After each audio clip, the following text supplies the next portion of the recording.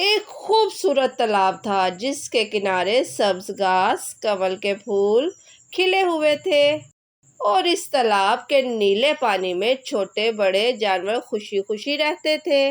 اسی تالاب میں رہتی تھی ایک پیاری سی بطخ جس کا نام تھا بیبو۔ وہ سب کی دوست تھی، ہر کسی کی مدد کرتی اور سب اس سے خوش رہتے تھے۔ لیکن کچھ دن بعد وہاں ایک نیا مینڈک آیا جس کا نام تھا پوپو۔ وہ زور زور سے چھلانگیں لگاتا اور آوازیں نکالتا اور ہر وقت شور مچاتا اور سب جانوروں سے کہتا، میں سب سے اچھا ہوں، میری آواز سب سے اونچی ہے اور میں سب سے زیادہ اچھا اچھل سکتا ہوں۔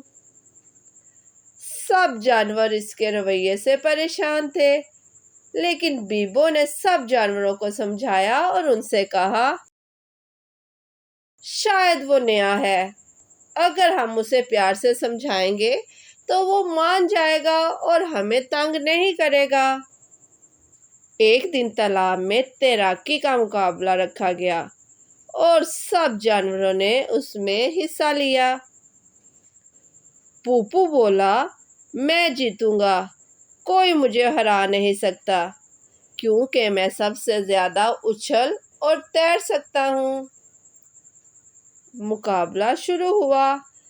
مینڈک نے لمبی لمبی چھلانگیں لگائیں، لیکن اپنے غرور کی وجہ سے پھسل کر کیچڑ میں گر گیا۔ سب جانور ہنسنے لگے، مگر بیبو فوراً آگے آئی اور اس کی مدد کی، اسے صاف کیا اور کہا، ہم مقابلہ جیتنے سے نہیں، دل جیتنے سے بڑے بنتے ہیں۔ پوپو شرمندہ ہوا اور بولا، میں نے دوسروں کو کم تر سمجھا اور خود کو بڑا، لیکن آج تم نے مجھے دکھا دیا کہ اصل بڑا وہ ہوتا ہے جو دوسروں کی مدد کرتا ہے۔ اس دن کے بعد پوپو بدل گیا، اس نے سب جانوروں کو تنگ کرنا بند کر دیا اور وہ نرم دل، ہنس مکھ اور سب کا اچھا دوست بن گیا، کیونکہ تکبر انسان کو گرا دیتا ہے اور عاجزی اسے سب کے دلوں میں بٹھا دیتی ہے۔